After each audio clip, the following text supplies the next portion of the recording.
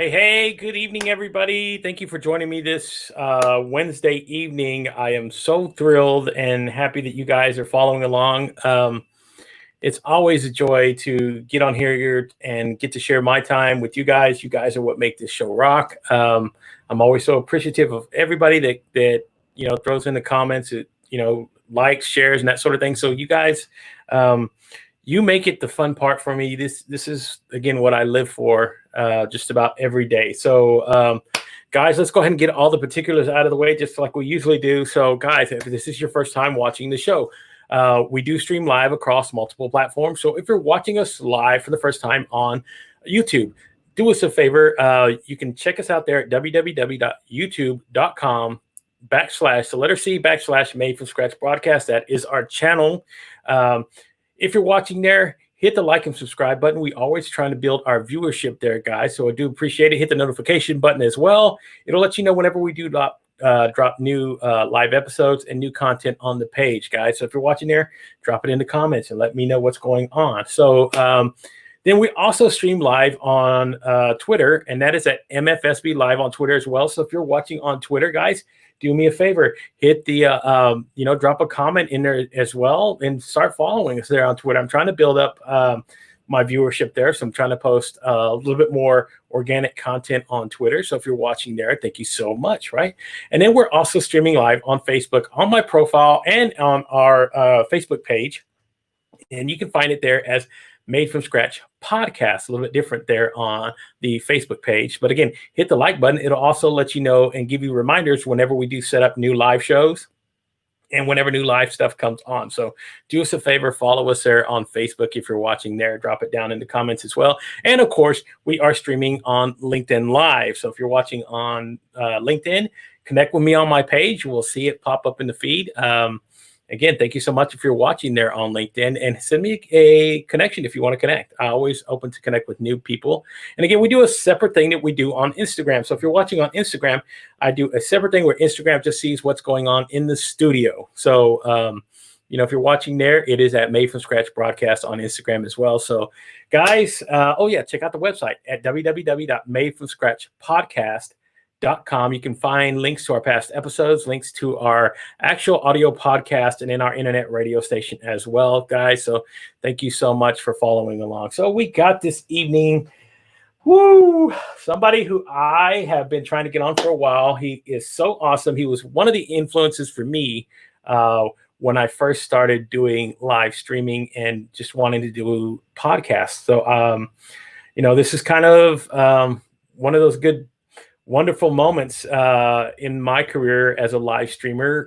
One of the guys that I followed, I've already had on. He's the second guy again who's been really influential for me getting into live streaming. He is the founder of the NHP Talent Group, right? He is a connection conduit, and those are his serious business accolades, but he is also the host of the podcast, guys. So guys, if you're not familiar with him, you're about to be.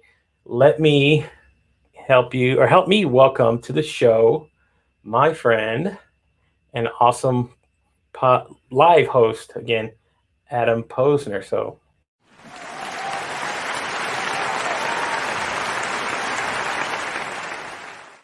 all right, my friend. Look at that. Look at that. Welcome to the show. Wow. We already got tons of comments. Already.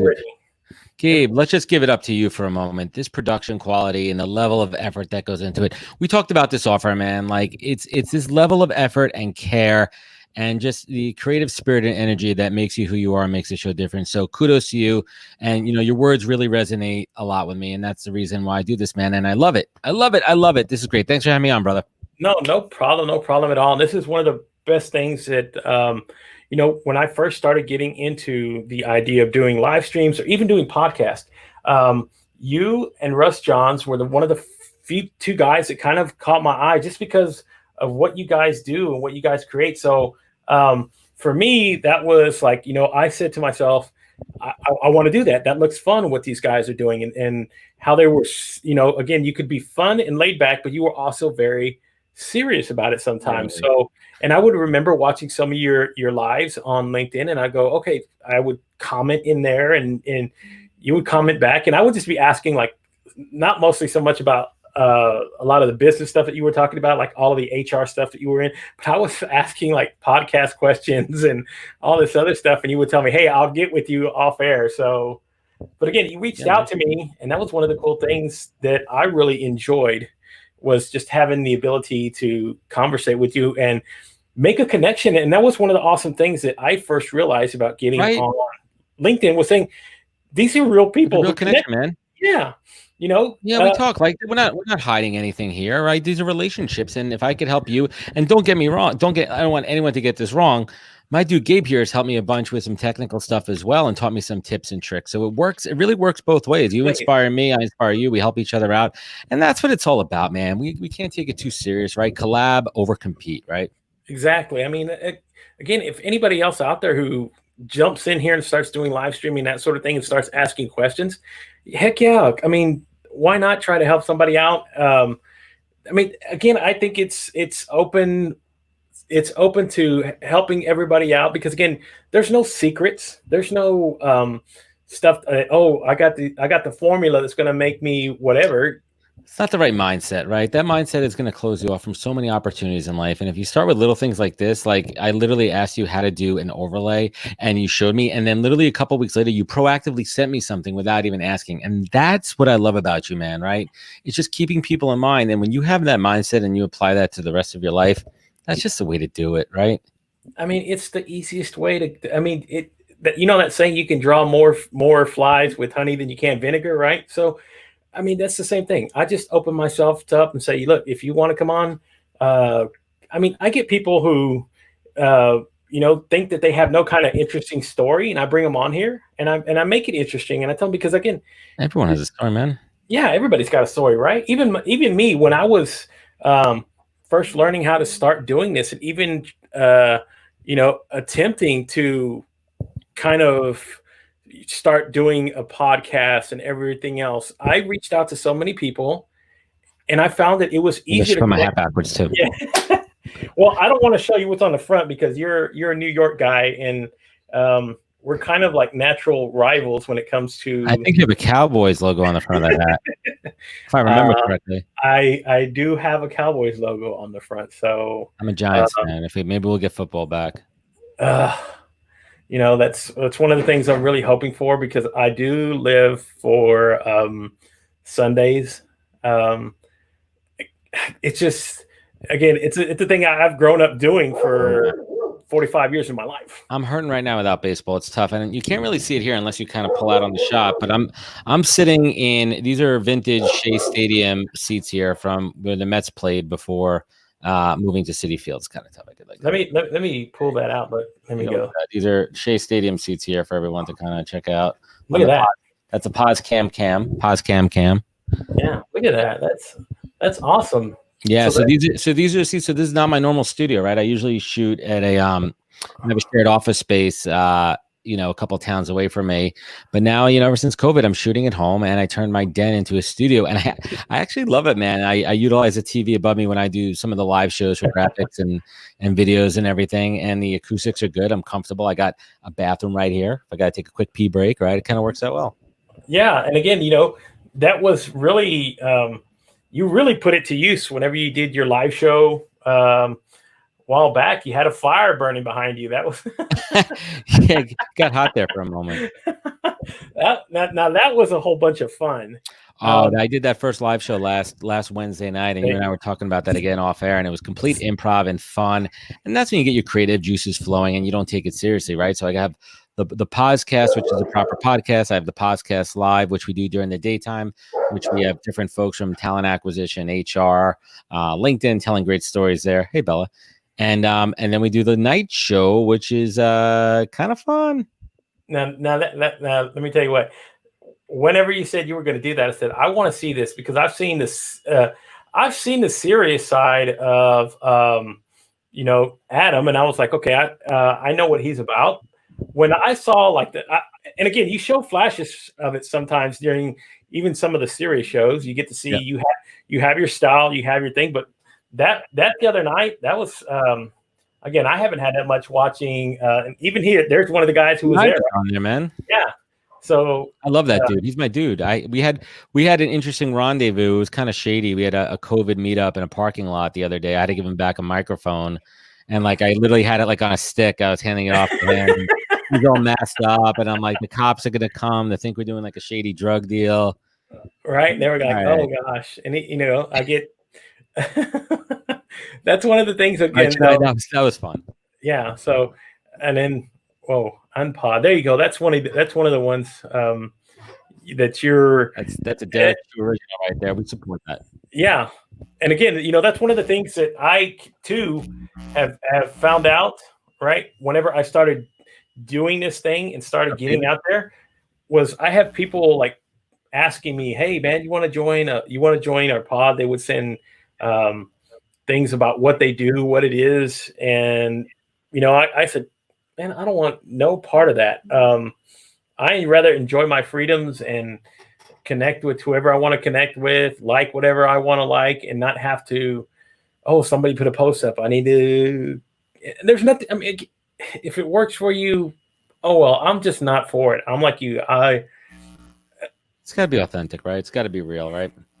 And I think a lot of the times, whenever you're talking about doing that kind of thing, you just see a lot of one-line comments. Hey, hi, great, whatever it is. There's no real authentic connection, no real engagement. So whenever I connect and I engage with somebody, if you go and look at any of my comments, I don't write just like one-liners. No way.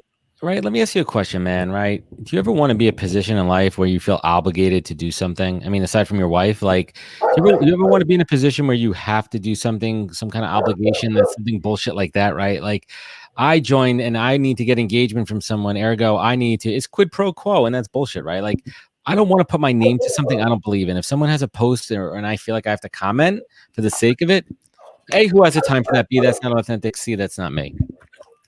Exactly. I got better things to do with my time. Believe me. Time for that. Don't you have like a graphic for that? Ain't got time for that. Not yet. I need to. Ain't got time for that. In there. But David. Poor David. Oh, Eagles. I mean, the birds. Poor David. I think we could both agree. The enemy. My enemy is. Yes. Yeah. The enemy. Poor David. I'm sorry about that, my friend. But again, one of the cool things that when I first started doing live stream, right, was the fact that I started getting people that are connecting like now here on the comments and everything else. People started actually reaching out to me who I had no clue who they were, but they would say, hey, I saw what you were talking about. I saw what you share. That's all, again, I don't know how many people have probably reached out to you in the same way, but have you found like connections that went beyond just somebody that you connected with on LinkedIn that became like a real friendship or relationship or that sort of thing? My co-host Sean Hervey, him and I connected about a year ago. He was actually he hosted a show with Greg. I think Greg's last name was Greg Johnson, and they had me on about a year and a half ago as the first guest show that I ever did, almost 2 years ago, right? Yeah. And then Sean lives a couple of towns away from me, about 20 minutes away. And we've met up, we've had lunch, we hang out all the time. We literally text him. He's like my COVID buddy. And he's also like my listening post. And he's also the collaborator on the podcast Late Night Show. We talk about the guests we're going to book. He's an amazing co-host. There's times in our shows, and he's hosted some of the regular daytime shows too, co-hosted. And I know when to let off the gas, and he may just have a good dialogue going with the guest, right? And I don't have an ego or anything where I need to always be leading, and I'll sit back and I'll let him go because we have that type of chemistry, right? He may come at it at a different angle. And I think you really have to have that mindset when collaborating with somebody, right? Exactly. Like, yeah, man. I mean, yeah, my name's up there as a podcast, but I'm not all ego, man. I love to share the show, and that's how you make it better. Right. I've done the same sort of thing. Like even like, let's see, here she is. Like Wendy. All right. Wendy. She's actually hosted my show. I just technically directed. She interviewed Kristen A. Sherry on the show. Oh, I love her. Yeah, she's awesome. So I let them, get out there, do the interview, do the questions. I just technically directed. And I'm like you, I don't have to have center stage. I don't have to be all that again, here I am having you on my show, and I'm creating everything that has your Yeah, I mean, it's there it is. Like there he is, right? So this is what I tell a lot of people, that when I tell them, hey, if you want to start doing live streaming, I'm for helping you get whatever you need to get started walking that way, because I'm just paying it forward. Somebody did this for me. You helped me out. Russ helped me out. You guys gave me tips when I needed to learn how to get my feet under me. And now that I have them under me, I want to help somebody else. paying it forward. It's a golden thing in life, man, right? Yeah. I My, mean, my lights look bright, right? Are my lights bright there? yeah, Bright? you're No, so continue with it. Just go with it. it is what it is. But you know, It's live. It's live. It's live. We have millions yeah, of people watching at home. who cares, right? I also don't care. I don't know about you, man. Like I love to build an audience too, and it's fun to have lots of people watching, right? But if I got a couple people watching and I'm in the groove, man, it's fine. I mean, there's replays. I get a lot of action on you. I get a lot of action on the replays, right? Because not everyone's available. Yeah. So again, why it doesn't have to all be, it doesn't have to be live. I don't have to have all the interaction. You get people that start commenting afterwards. I get it. I do it at a difficult time. Most of the people do their business stuff, or they do all their stuff during the daytime. There's only, like you said, there's only like a couple of us really that really go out there at the late hours. Like Joe Nate is one of them. He does his No Degree podcast. No Degree podcast, right? And he does it pretty late. He's good too. I learned a lot from that dude. Yeah, he's awesome. If you have not connected with him, I'm gonna pull him up, guys. If you're not, send him. Hit exactly right. Let me hit the breaking news sound.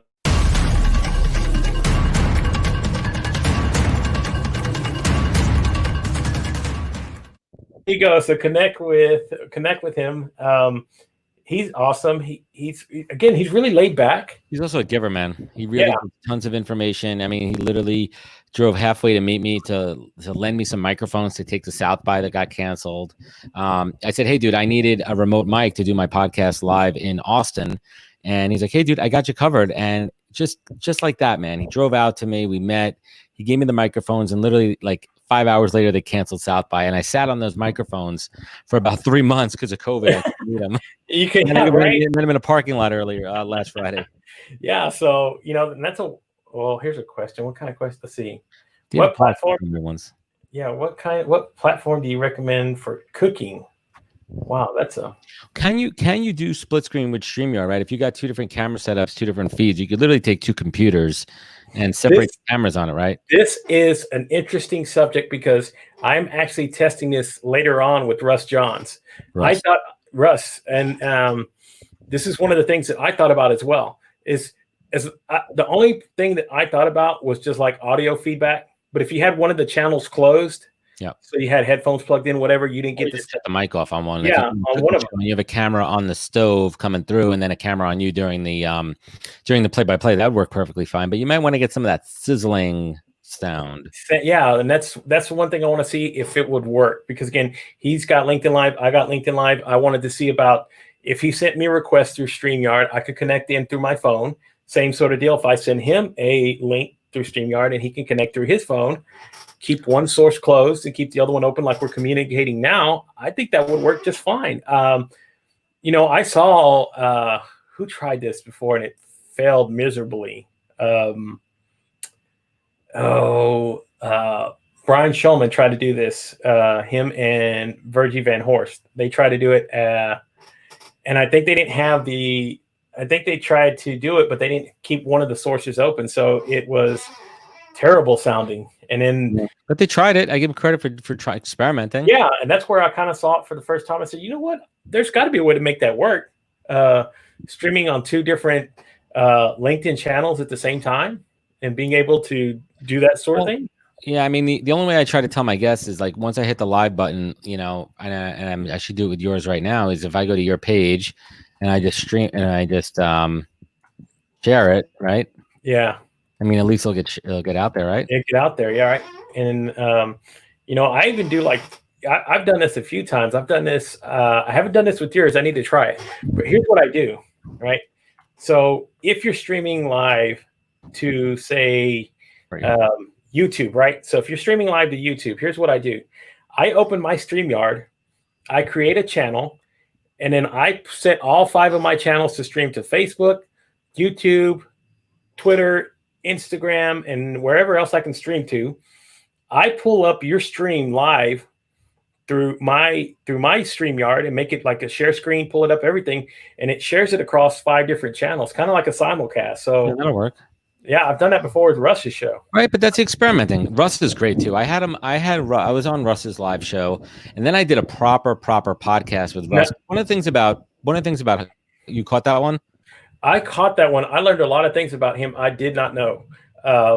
Right. So I was just gonna say, like, there's a time and a place for the microphone to be flipped on a podcast host and really talk about their story. And I'm like, let's tell the Russ John story, man. And it was awesome. I mean, this guy's been around the block. I mean, he's been there, done it. He's had near-death experiences, broke his back, right? And like, he was just so down to earth and humble. And I look back, and I'm approaching 100, podcasts now. And I look back, and it's kind of funny to think about each show, right? There's something about each show that I did that like really sticks with me and really memorable. But ultimately it comes down to the people, and it sounds so cliche, but it's about connecting. I mean, think about this platform that you and I have. Yeah. We have the ability to connect, and you and I are going to spend an hour together chatting, getting to know each other more. And that's what each show's about. Yeah. And this is why I love listening just to podcasts and learning about people. 3 of the ones that stood out with that I've seen you do was, of course, one with Russ. You did one with Claude Silver. And if you don't know who she is, it's my gem. She is a gem of a person. And you want to talk about a person with a good heart and, that has that, just has that quality, connect with her. She's actually like sent me a message before because I reached out to her. Super sweet lady. I love her. And then I think then the one you did with why is it slipping my mind? Give me a clue. David Meltzer. Again, I think when you get those big time guests like that, you're in your element. It brings out a side to me, man. Can I give you an exclusive? Yeah. I'm waiting for the effect. Yeah. Don't you have like a video clip that's like an exclusive button or something? No, I don't. That's the one thing I don't have. I'm exclusive or breaking news. You can do breaking news.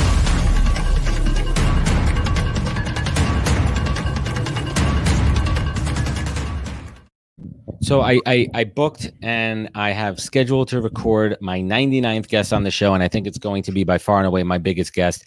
I booked the 53rd governor of the state of New York, David Paterson. Wow. And it's exciting for me because if anyone outside of New York kind of remembers this story, we had Elliot Spitzer in about 15 years ago, and he got caught with his fingers, so to speak, in the cookie jar, so to speak. I remember that.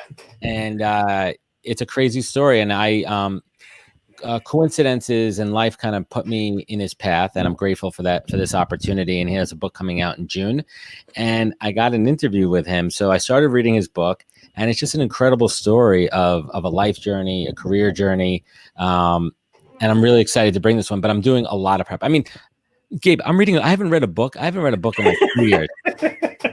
And I'm reading this book. I even got an advanced preview. I'll pull it over here in a minute. It's an advanced preview, and I had it 180 pages in a PDF. And I'm like, I can't read this shit on screen. And I went to UPS store. I sent it over there, and they printed it and they bound it all together.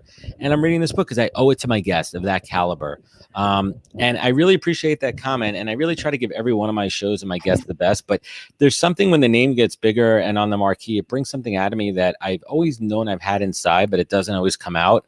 And it's like it's a dopamine rush. It's an excitement. It's adrenaline, man. Right. It's a high. And then I get locked in. I get locked into the show, and it's like, let's do this thing, man. Yeah. And that again, this is why I liked what you did with, I know like we had talked about it, you said big money, but the one you did with Claude Silver, where you had that open kind of feel, that's like a real, almost like television interview. I kind of saw that and I go, wow, that's Adam being Adam. That's like where I thought you were actually like in your zone. Yeah. Because again, I saw that and I go, now that's what I aspire to be. This is the one thing I've told everybody.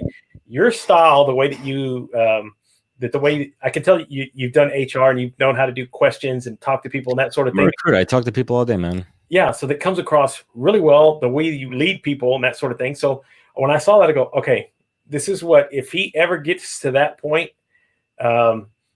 he'll be awesome at it, because I appreciate that. The only one I've ever seen, like I've seen, you know who Roger Brooks is? He does that American Reel. He does, he's got that kind of same sort of sit down television style interview. And he gets a few really good quality guests, and you can tell that whenever those people sit down and talk and have those conversations, those are like the best. So like he had one with Ed Milet on. I don't know if you know who Ed is, but he's like a big. Oh, of course I know who it is. Yeah.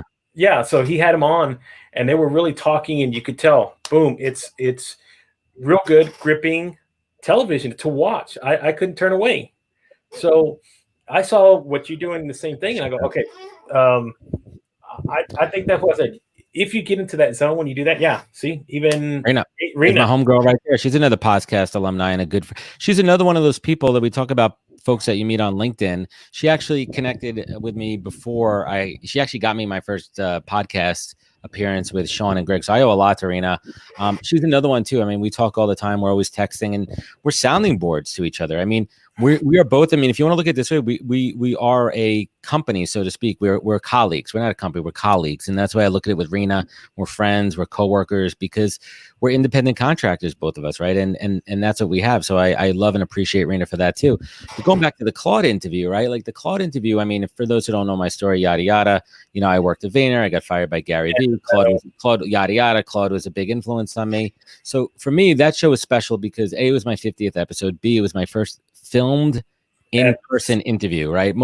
All my shows I do recorded, you know, over Zoom or over StreamYard. And the second part was I was in the Vayner offices. So I was returning to the company that I was let go from. And there was a lot of stress. I brought in a film crew. My buddy does, you know, professional cinematography, and I invested a lot into it. And that's another show that I did a lot of prep for. So that show really shined for me internally because it was personal. Right. It was a personal story. I was interviewing a big time guest that had a major impact on my life and my career. And I look back on that, aside from the fact I was 15 pounds heavier and it forced me to lose some weight. And I didn't like the way I looked on TV, which is a silver lining. I look back on that show and I'm like, I was at my fucking best, man. Yeah. And again, if you go back, and it's for some people, do you do this a lot? Let me ask you this, because do you go back and watch shows once you're done with them? I tend to sometimes, but there's some shows that, you know what, I say, once I was done with it, I don't go back and. Yes and no. I mean, there's times when I want to go back and see how I sounded, or I might have asked a question. And listen, man, I talk off the cuff too. Like I'm a grimy New Yorker sometimes, and you know what I mean? Like sometimes shit'll come out, and I'll like, maybe I said that the wrong way. Did I offend somebody? But at the same breath, you know, I was lucky enough early on in my podcast to work with a friend who's a media coach, and she said something important to me. She said, sometimes you got to poke the bear, right? You got to wake up a guest. You got to wake up a show. You got to throw a curveball, right? If we're sticking with baseball, and you got to ask a hard-hitting question, or maybe something that'll take a guest off guard. And there's a fine line to that, right? You don't want to be sensational. You don't want to you don't want to offend people. So there's a fine line there. So there's a couple of times where I thought I crossed it, and then I went back. I'm like, nope, I'm my harshest critic.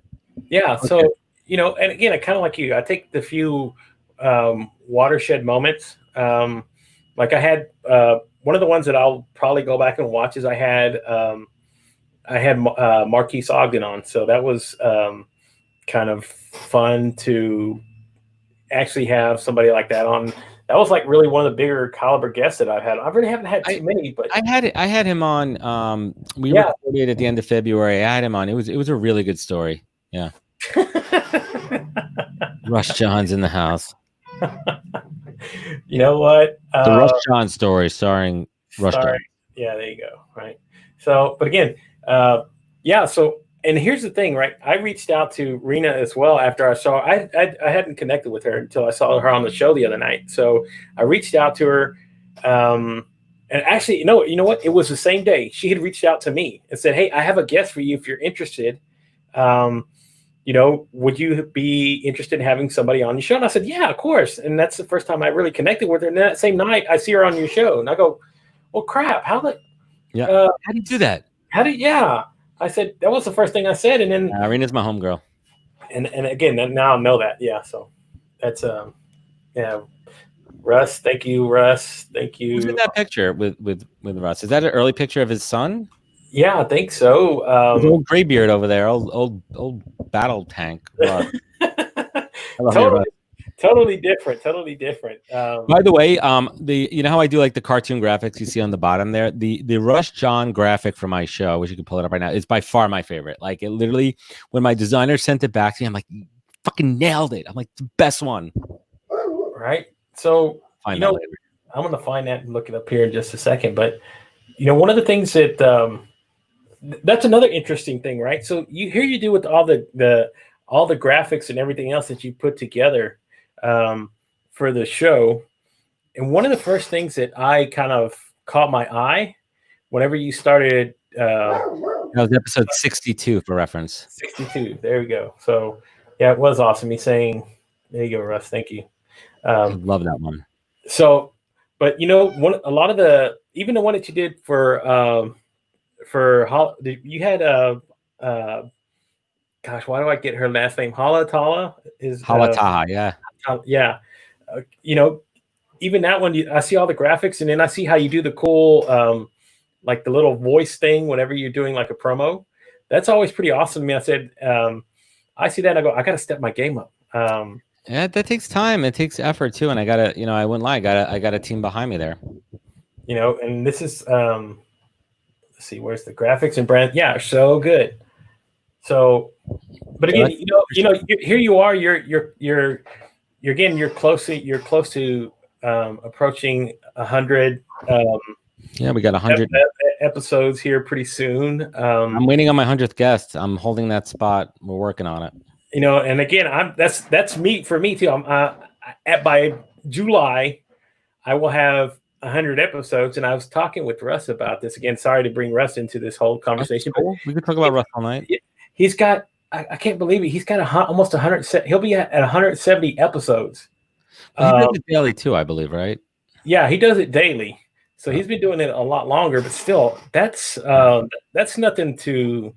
Yeah, I mean, I think I haven't done the full count if I count all my live shows too, but probably I'm around the 150 all in with the live shows. But proper podcasts, we're getting close to 100. Yeah, and that's one of the things that. What's the difference for you doing a podcast and doing a live stream? Yeah, that's there. So there's a fine line there. Actually, it's not too fine a line. So the podcast is the proper podcast. It's up on all the streaming services.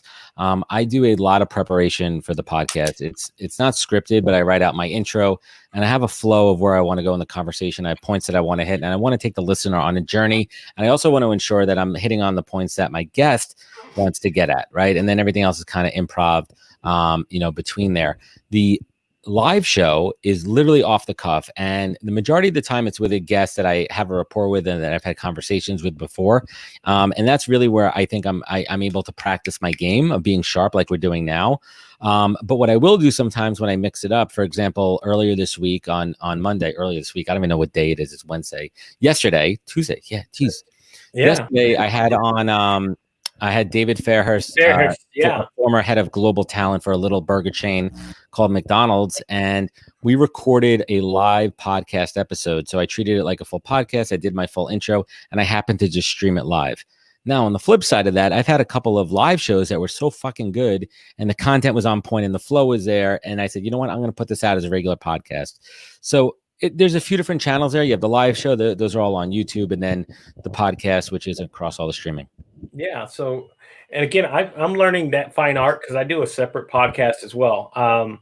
I do one on mental health, and that's just something I talk about of all things, right? So, important.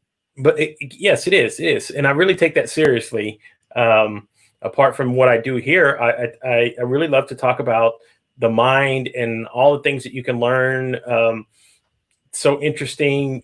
Like people dealing with PTSD, addiction, all these other things. These are things that we cover with, and actually have a co-host with that one. So, have you ever thought about doing that? Like having a permanent co-host or something, that sort of thing?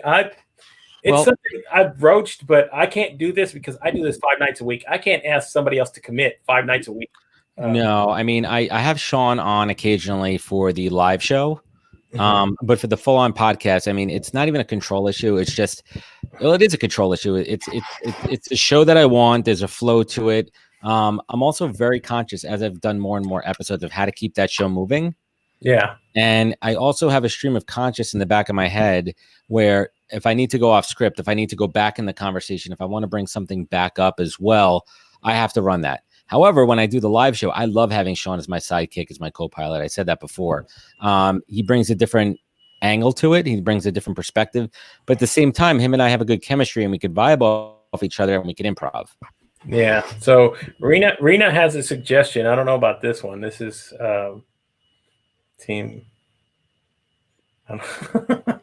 He's on the list. I mean, here's another exclusive. I am going to be shortly. It's any day of the week. I am going to be running a poll, a contest. I want to get some audience feedback on who I should try to book for my 100th guest. Yeah, right. So, I've had that conversation as well because I think I'm going to do like a 2-hour episode. I mean, I might as well. It's you have the technology.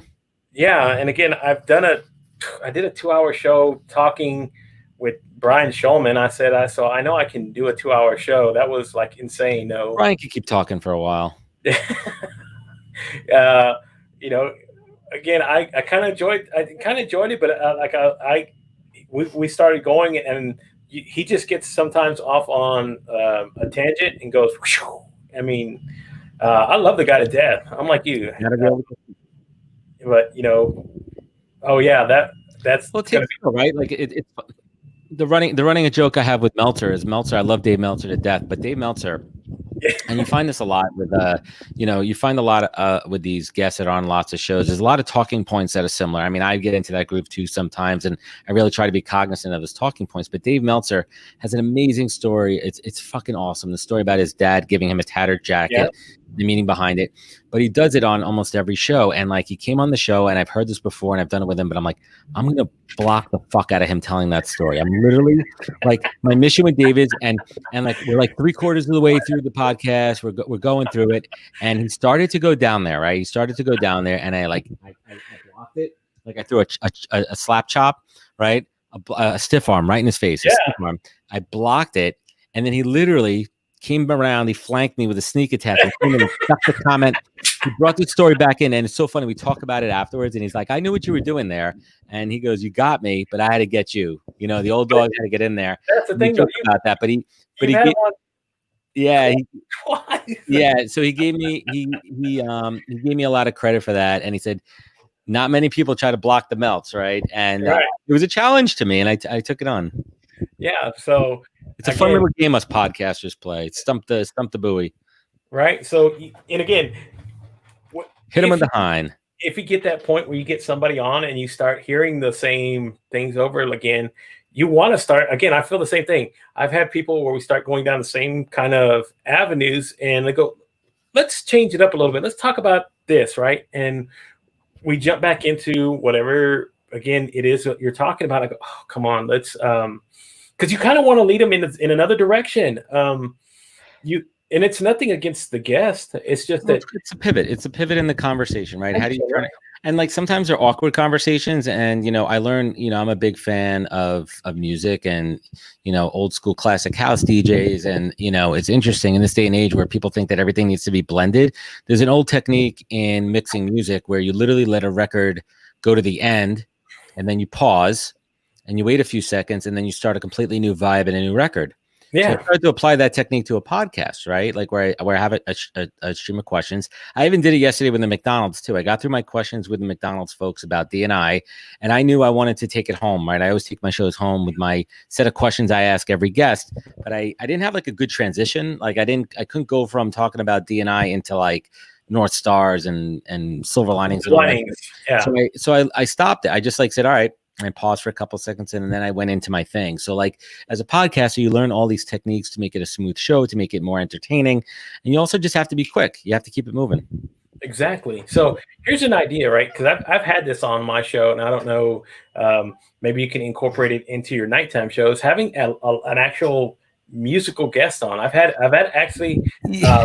uh, I've actually had two, three different people perform on my show, and that was kind of awesome because again, you get to sit back and you get to watch them perform and um, create the whole show ahead of time, and you can put up the graphics on there, and you stand back and just let them do their thing.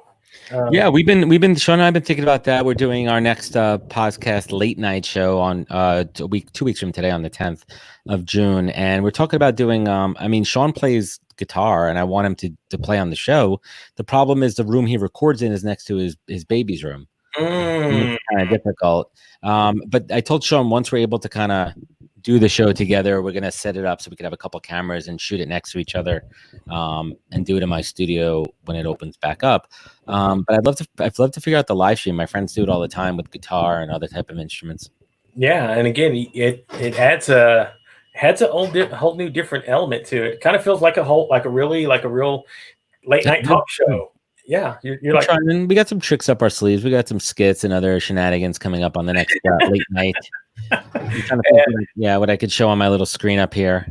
Yeah, so that's awesome though. And again, I love. Let me tell you what, I'm a big fan of that kind of format because again, it's entertainment. I get on a lot of these platforms. It's always business tips.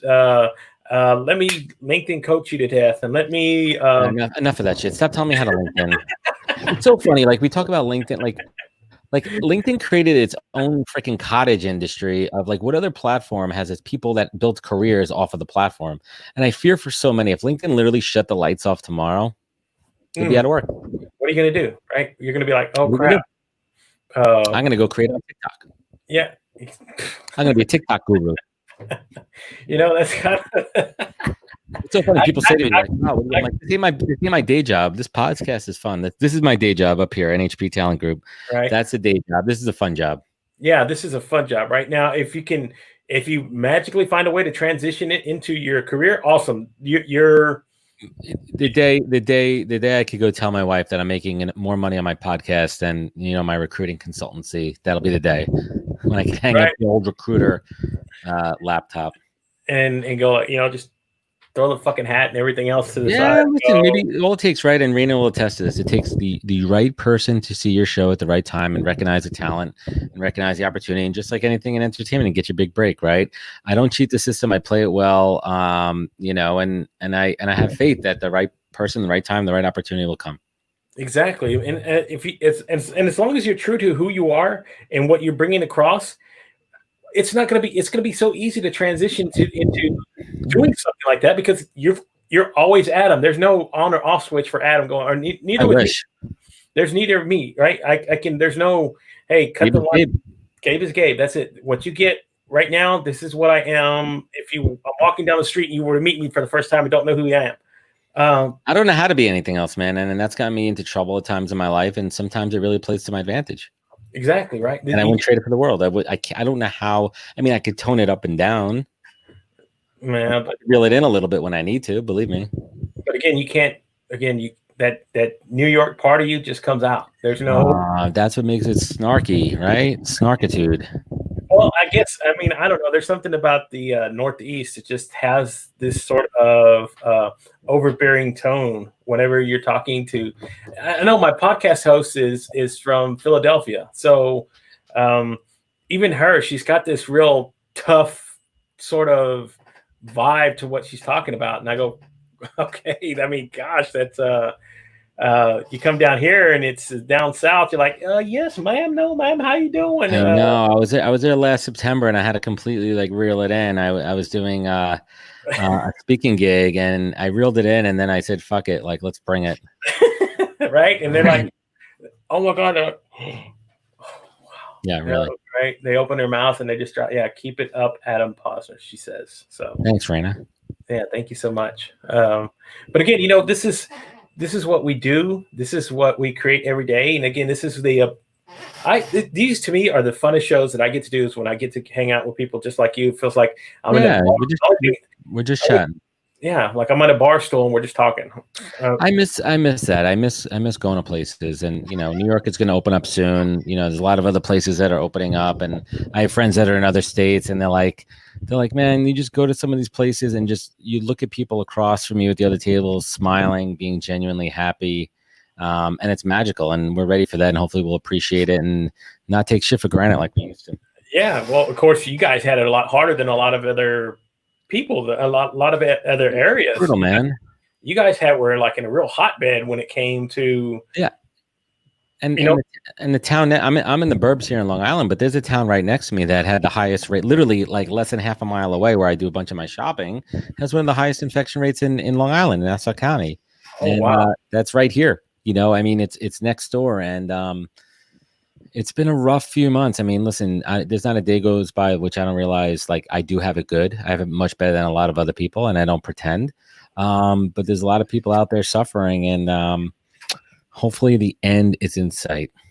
Right. Let's just get past a lot of this, because again, I'm about being that type of person where I get to go take a lot of these relationships that I built, because there's so many people around here that that I'm connected with, who I would love to go meet in person. Like, of course, I've met like Lila. She was on your show. I've met Lila. Oh, she's awesome.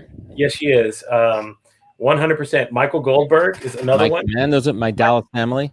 Yeah. So Mike, again, I've met him in person. So there's still a few more that I would like to meet that are still around this area. Who have you met? Julian Placino? No.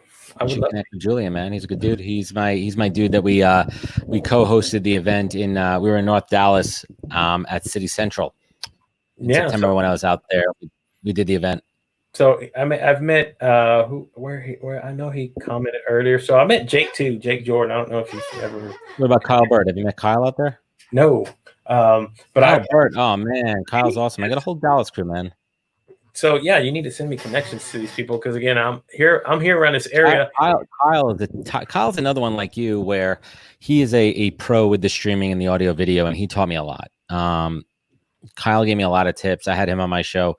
We had a great chat. I mean, that was another one where there's a lot of folks out there that haven't had the platform to tell their story. Yeah, exactly. Right? And I think that's what's the beautiful thing about being a pod. And it's tough too, because you get to a point where, like, listen, you want to give everybody a chance, but you also have to be mindful about, is this guest going to have a good story? Is the audience is it going to resonate with the audience? Do they have a big following? Is it worth the level of effort? I mean, these are real questions that every host has.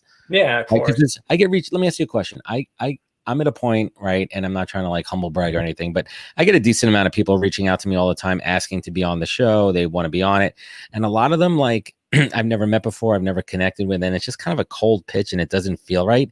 I have a hard time saying no to people. How do you handle that? Okay, well, here's the thing that I usually do. And again, if your schedule is open to this, I don't know if it is, but my schedule is. Here's my thing. I hold 2 jobs, right? I have 2 jobs. I'm a father of 5.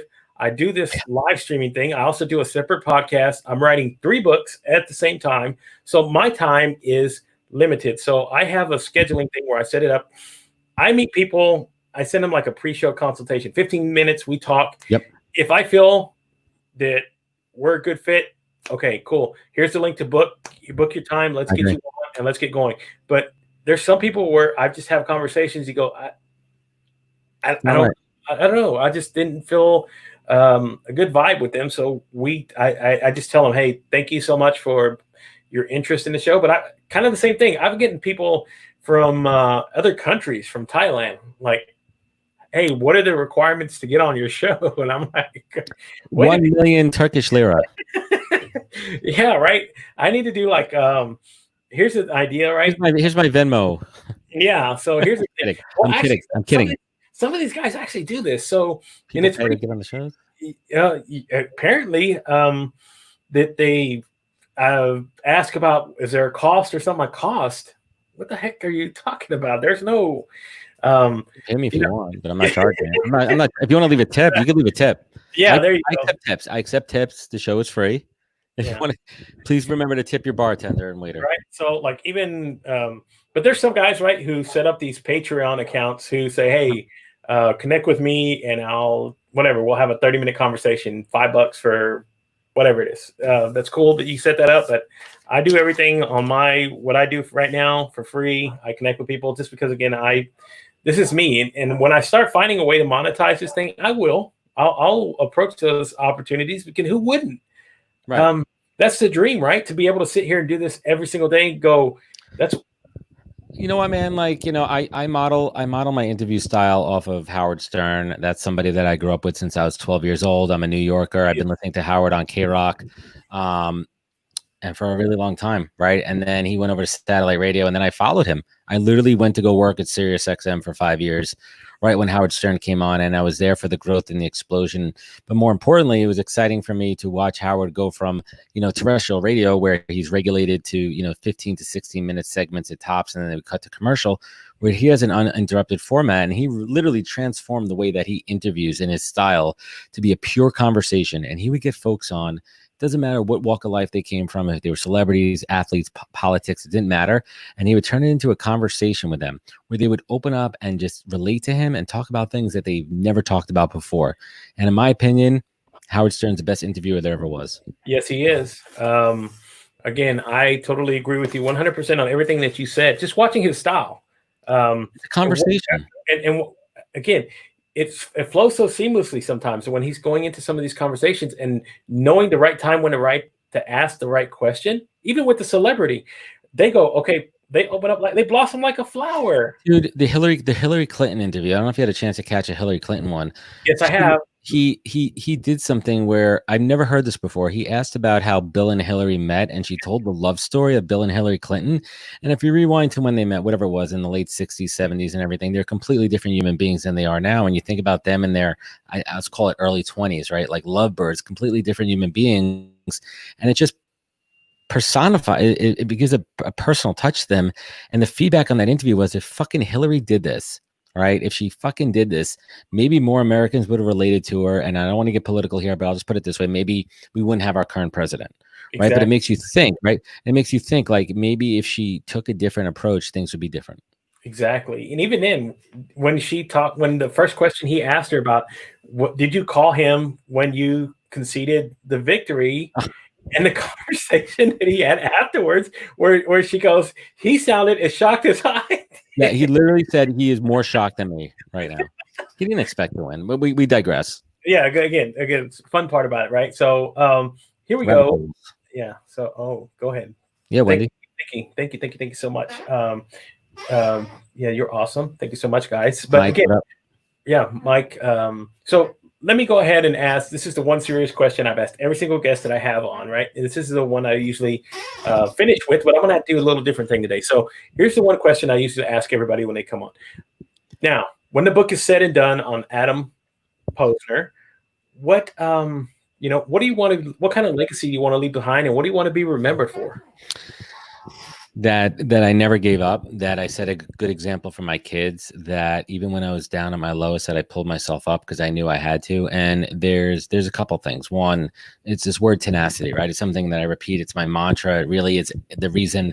It's my drive, right? So I have my drive, and then I have my North Stars. My North Stars are my kids. And anyone who doesn't know, NHP Talent Group, NHP are my daughter's initials, Nina Harrison Posner. And when it came time for me to name my company before my son was born, I was throwing around all these names and I was having a hard time naming my company. And my wife said, why are you doing this? What is your North Star? What is your everything? And it was clear as day. So, I have my North Star, I have my focus. And as far as legacy, Gabe, my job on this earth is to leave it a better place than I found it. And the way I'm going to do that is create 2 children that are better than me in every single way possible, that they learn from their mistakes, that I enable them to learn from their own mistakes, and I give them every opportunity to succeed, and I also give them an opportunity to fail the right way. And I know that they're going to be better than me, and that's it, man. Man, that's one of the most beautiful answers I've heard. And I can go deep sometimes, motherfucker. Yeah, apparently. So, guys, if you heard that, right, that's the serious side, right? Okay, so let's get to the fun part, right? I'm just going to do a couple quick fire questions. Hold on, I got to put on my quick fire hat. Okay. There you go, right? So none of these answers, no rhyme or reason behind them. I just put them together, and I wanted to ask you. So here we go. Here's the first one. I think I know the answer, but Giants or Jets? Giants, man. Rangers or Islanders? Islanders all the way. Yankees or Mets? I'm literally sitting in my Mets seats. Now that I know that, right here you go. Okay, blue pill, red pill. I go blue pill. Awesome. Sleep less or sleep in? What do you mean? Like, would you sleep? I mean, sleepless. Or do you sleep less? Like, if to work, or are you the type of person that sleeps in? Oh, ever since I had kids, I went to sleepless. Okay. Here's one: beer or liquor. Beer before liquor. I'm a liquor. I'm a bourbon guy. Awesome. There you go. Right, and then here's another one: job or career. Oh, career. Career. Right. Left or right. I'm a righty. Okay. Not in all things. I don't know what that means, but there you go. Okay, here we go. Cowboys or Eagles? Oh. I'm gonna pass on that one. I mean, but it's weird though, because I guess if you want to get technical on that question, it depends if there's playoff implications and who's playing who and against, you know what I mean? Like, you know how sometimes you have to root for your enemy's team just for a playoff or the standings. Yeah, so I get you. Eagles. Yeah, right.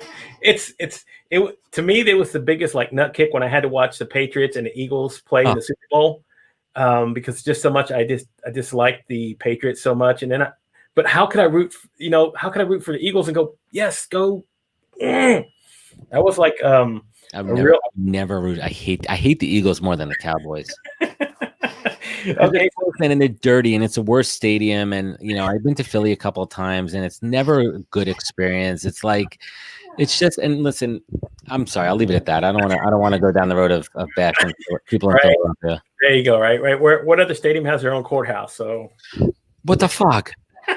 Well, no, I think Giant Stadium had jails. The old Giant Stadium had holding cells. Yeah.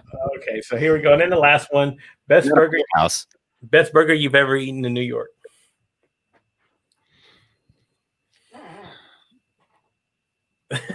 I think it's a Gramercy Tavern burger. It's pretty damn good. They have a black burger there. Yeah, I'm a burger aficionado, and there's nothing better to me. And this is a question I used to ask early on. If you're on, and actually I haven't asked this in a while, I'll spin it on you. Death row final meal. What is it? Ooh, that's a good one. Now, I've been asking. I'm gonna bring that. I'm gonna bring it in. You know what? I think for me, my death. If I get everything that I want, I want a nice big, Dick Hardy chocolate cake as my dessert. I mean, I'm gonna go anyway, so I don't care. Give me the thickest, richest chocolate cake that I can. And then a Spanish dish that I grew up on, chicken and mole. I would love to have that one more time, and some fresh made homemade flour tortillas. Nice. And give me a nice big cup of super sugary sweet tea, and I'll be good. That'll be for me what I can go on, and I'll go happy. Oh, I love it. Because someone asked me that question, and my question is the cheeseburger, the perfectly cooked cheeseburger, American cheese, medium rare, sauteed onions, perfect bun. I'd probably go sweet potato fries. What would I have to drink? I mean, I have a fucking big double bourbon right there. I don't know. There'd be a lot of other shit. Dessert, I wouldn't get. Dessert is a whole different story. Right. But Wendy, death row meal. Wendy, we were talking about death row meal. This is real here. That's right. We are getting on. I mean, literally, it says real in the title of his show. So that's right. So again, here we go. Right. This is where we're talking. But again, you get a good podcast host on and make a good guest. I have lots of them.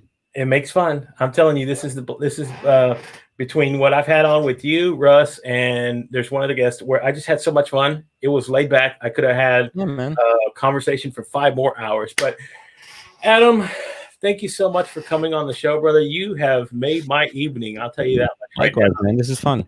And then again, I look forward to the next time you get your live nighttime show, because again, I'm a big fan of that. That was again between me and Michael Goldberg being on there just talking shit.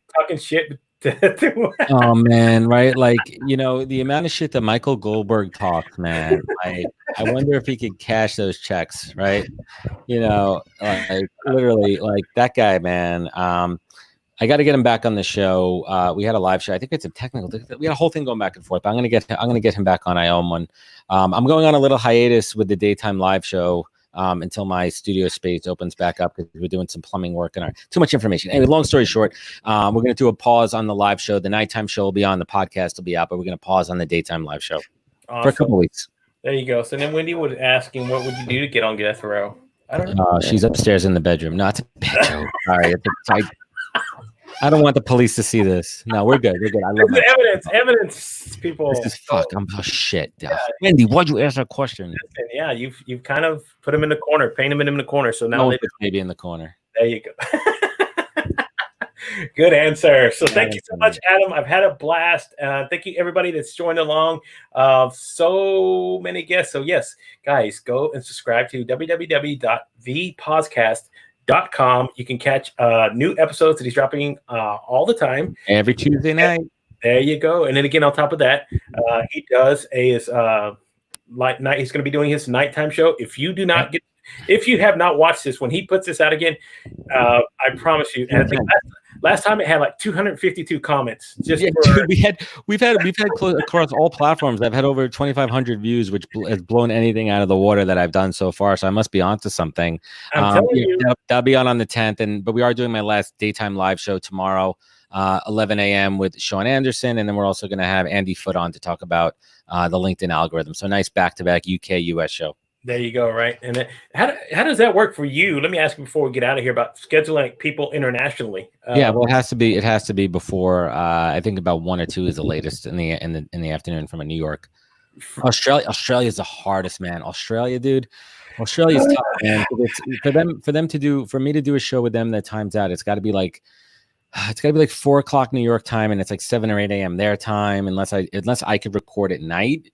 Yeah, it's tough because I got to shut down here with the kids and everything. I have a hard stop from like 5 to 9. Yeah, I've been trying to get. I think that's the only advantage of me doing it late like this. So I've been trying to book Diana and Wynn to come on the show. I want to have a conversation with her, but she's in Australia. She's in Melbourne, so trying to line up times with people. Yep. Go ahead. What were we gonna say? I'd String on. I had Ahmad Aman on. He was great. We've had some good shows with the folks down under. Australia is interesting, man. It's a whole separate show. They have a whole different approach to LinkedIn. They're off the chart there. They do it a little bit different way. They're a little reckless. They're a little reckless with their engagement techniques. There you go. Right.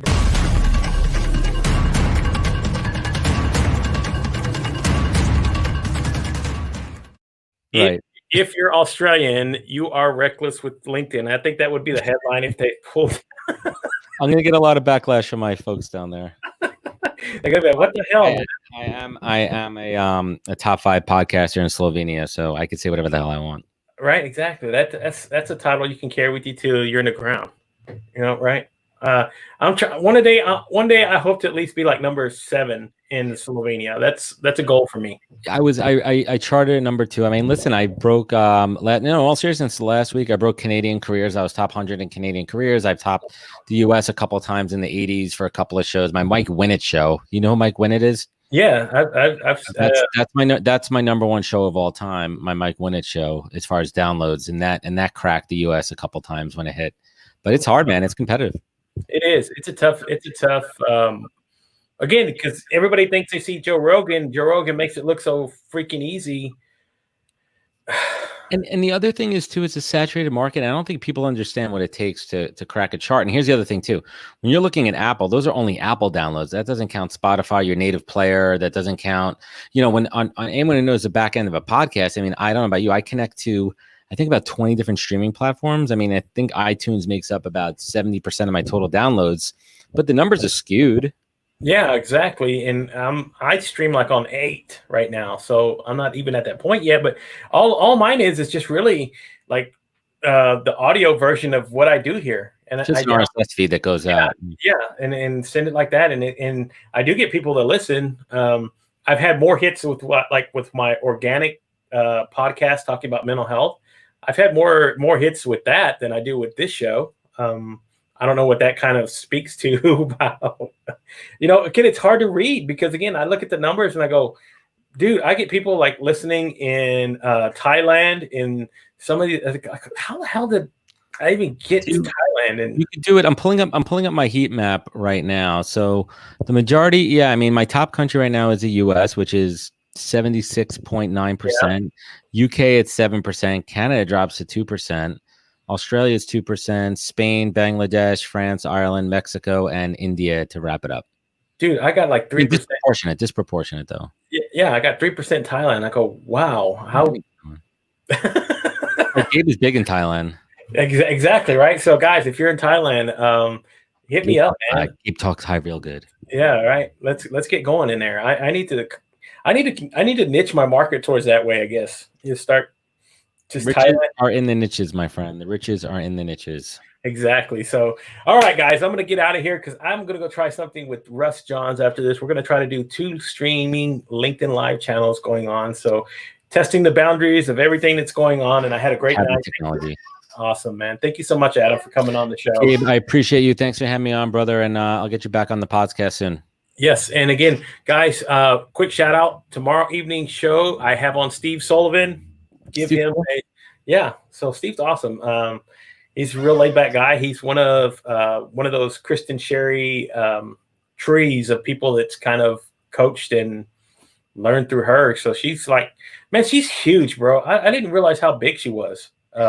I loved her on my show. We recorded live. It was just an awesome, awesome show. She's a great guest. I can't wait to get that one out. Yes. So if you haven't connected with her, connect with her. She's writing books, children's books. She's doing all kinds of crap right now. She's like all over the map. And you want to hear something cool about that? With her children's book, real quick. She, if you don't mind, real quick. Go ahead. So I had her on the show. And we talked about her children's book, and I have an 8-year-old daughter, and the book wasn't done. It's still not done yet. And she sent me the preview for us to beta test it.